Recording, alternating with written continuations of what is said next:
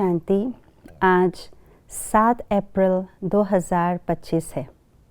आज का स्लोगन हमें शक्तिशाली सहज रूप से कैसे बने इसकी विधि बता रहे हैं, क्योंकि हम सबको अपनी आत्मा को शक्तिशाली बनाने की ज़रूरत है। आने वाली परिस्थितियाँ बहुत आएगी, उनकी शक्ति भी बढ़ती जाएगी, तो उन शक्तियों को, उन परिस्थितियों को सामना करने के लिए हमें भी शक्तिशाली बनना है। तो आइए जानते हैं स्लोगन के द्वारा कि आत्मा को कैसे शक्तिशाली बनाना है। सुने हुए को मनन करो, मनन करने से ही शक्तिशाली बनेंगे। ज्ञान सुनना और सुनाना, ये हम ब्राह्मण बच्चों का कर्तव्य भी है, तो स्व उन्नति का श्रेष्ठ मार्ग भी है। जितना जितना हम ज्ञान सुनते जाते हैं, सुनाते हैं, उतना उतना हम अपनी स्थिति को श्रेष्ठ बनाते जाते हैं। परंतु बीच में ये भी अनुभव होता है कि हम रोज़ ज्ञान सुनते हैं, वर्णन में भी लाते हैं, परंतु चलते चलते आत्मा कमज़ोर अनुभव करती है। ज्ञान सुना, सुनाया, लेकिन अचानक परिस्थिति आई और उस परिस्थिति में हम हार खा जाते हैं और आत्मा अपने आप को शक्तिहीन महसूस करती है।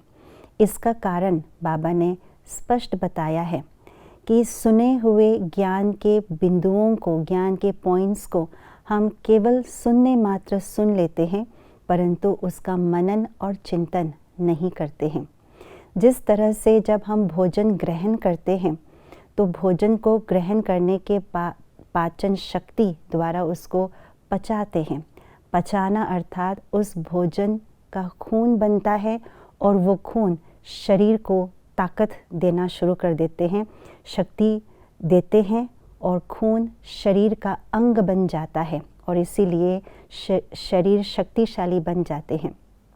ठीक इसी प्रकार से बाबा की जो ज्ञान हमने सुनी, उसका हम मनन करते हैं, तो मनन करने से जो बाबा द्वारा मिले हुए ज्ञान है वे स्वयं का बन जाता है।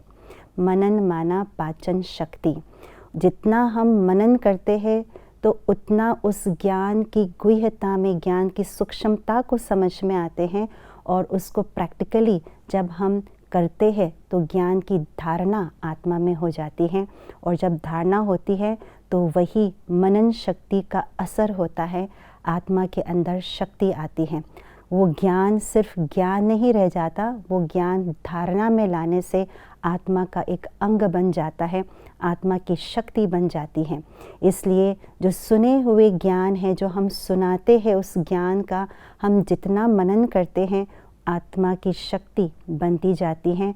और कभी भी कोई भी परिस्थिति क्यों ना आ जाए, किसी भी स्थान पे हम क्यों ना चले जाए, आत्मा शक्तिशाली होने के कारण से किसी भी परिस्थिति में, किसी भी विघ्न में कभी हार नहीं खा सकते हैं। इसीलिए सुने हुए ज्ञान का हम ज़रूर मनन करें, चिंतन करें, उस ज्ञान को स्वयं का निजी शक्ति बना लें। ओम शांति।